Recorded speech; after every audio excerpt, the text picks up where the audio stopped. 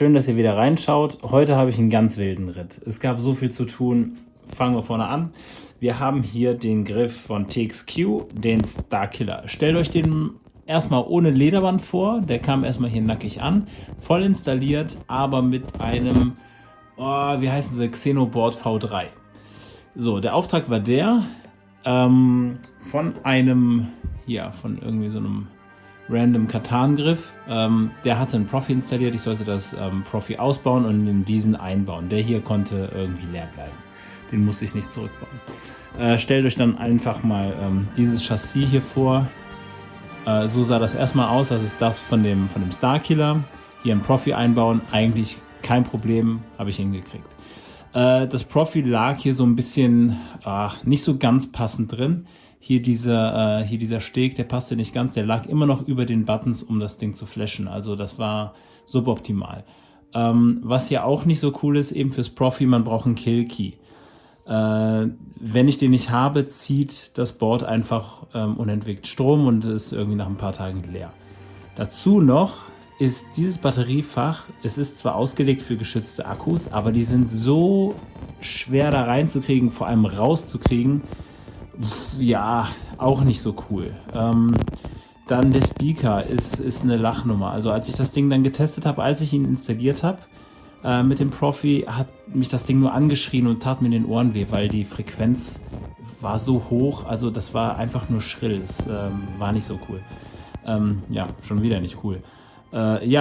Und dann war ich im Grunde schon so weit, den Griff irgendwie nach Hause zu schicken und dachte mir, hey, das kann's nicht bringen. Also eigentlich war der Umbau aufs Profi war der Auftrag und dazu noch die Config neu schreiben, neueste Firmware, Styles anpassen und so weiter. Vor allem, was man aus der neuen Serie, der Acolyte, irgendwie sieht, dass man die Phasen wechseln kann von einem Font in den nächsten, ohne wirklich das Preset zu ändern. Das war der Auftrag.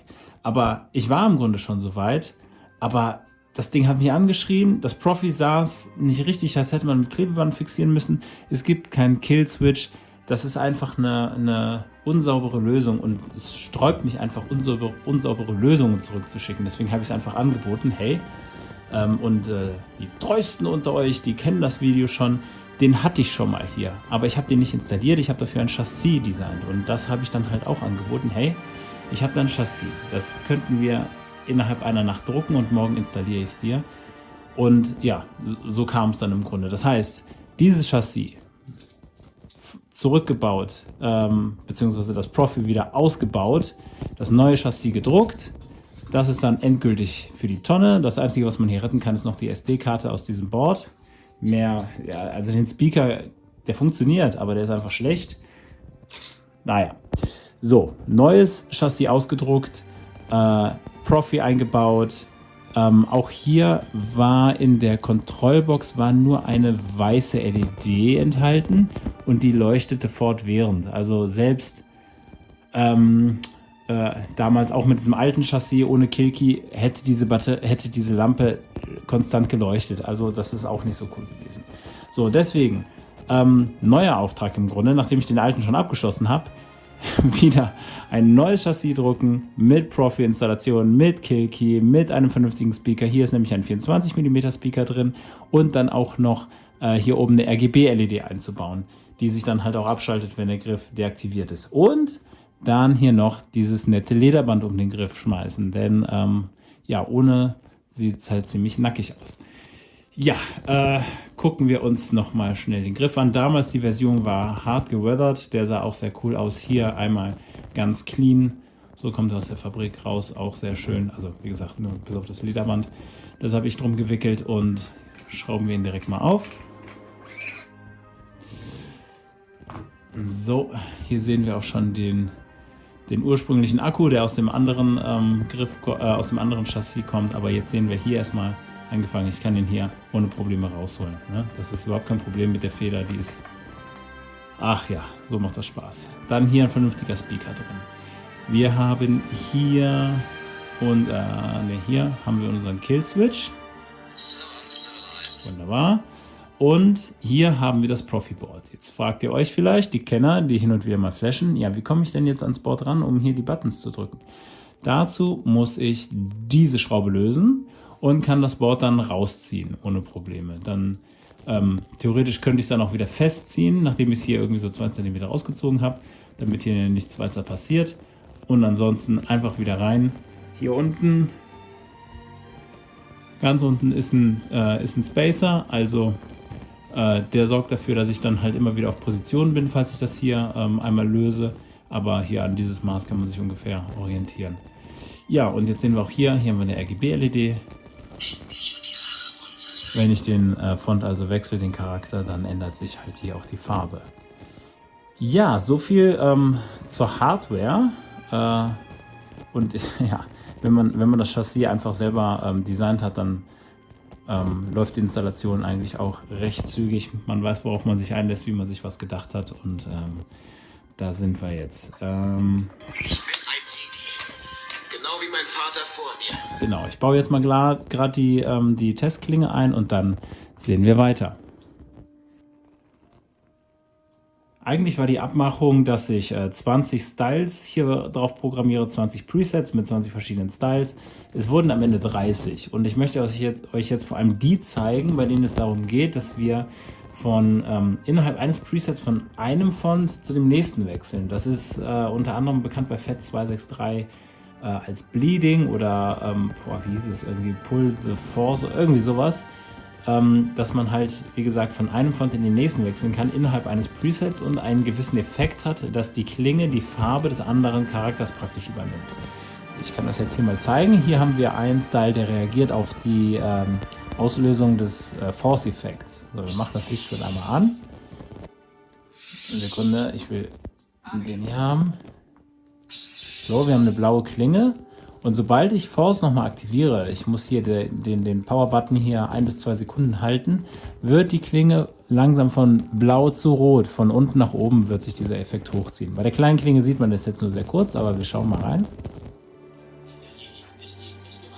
So, es wächst praktisch. Und genau rückwärts, also den Style, den habe ich nicht verbrochen. Die Zeit habe ich nicht und auch nicht das Wissen, wie man das macht. Beim Rückwärtswechseln in den ersten Font wechselt die Klinge direkt von Rot zu Blau, ohne diesen Transition-Effekt von oben nach unten oder von unten nach oben. So. Und wir hören auch direkt, der Font ist ein anderer, also der Griff klingt auch anders. So, jetzt schalten wir zu dem nächsten. Wir sind jetzt hier bei Anakin und Vader. Und hier wird der Effekt nicht durch Force ausgelöst. Hier spricht er einfach nur, diesmal durch Special Ability. Und Special Ability löst man aus, indem man den Power-Knopf hält und dann nach rechts dreht oder nach links oder AUX festhält und nach rechts dreht oder nach links. Also es gibt mehrere Belegungen praktisch, womit man die Special Ability 1 bis insgesamt 8, glaube ich, ausführen kann. Und auf der ersten liegt halt, und das ist Power-Knopf gedrückt halt nur nach rechts drehen, nächste Phase. Und das machen wir jetzt mal. So. Genau, wieder zurück. So.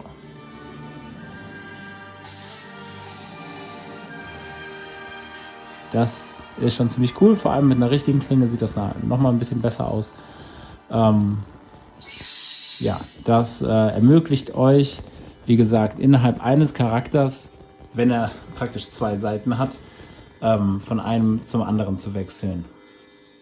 Zu guter Letzt sind jetzt hier noch 3 Charaktere aus The Acolyte, Master, genau, Qymir und jawohl. Die sind hier alle drauf. Insgesamt 30 Styles und 30 Charaktere insgesamt. Und ja, jetzt zum Griff selber nochmal. Ich mache ihn mal kurz ein bisschen lauter. Genau, einmal, natürlich, das war auch noch ein Wunsch, dass das Menü hier mit deutscher Sprachausgabe kommt. Lautstärke-Einstellung abgeschlossen. Und da nochmal ein Dankeschön an Einfach Licht TV. Daher kommen die nämlich. Ich mache praktisch den Vertrieb hier einmal.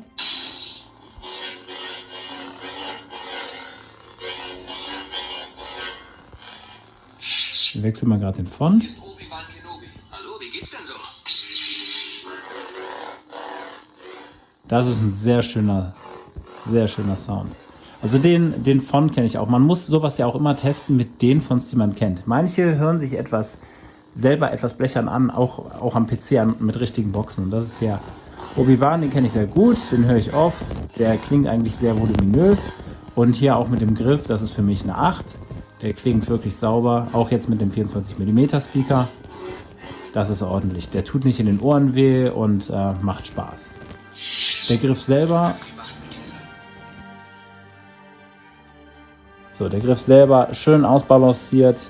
Die kleine Kontrollbox stört mich jetzt gar nicht mal so sehr, irgendwie, wenn ich jetzt hier rumswingen will. Dafür ist sie klein genug. Das Lederband finde ich toll. Also meine Lieblingsgriffe, auch wenn die wenigsten welche haben aus den Originalfilmen, Ledergriffe, also mit Lederbändern, die halten sich einfach am angenehmsten. Das ist einfach ein kleiner Gamechanger.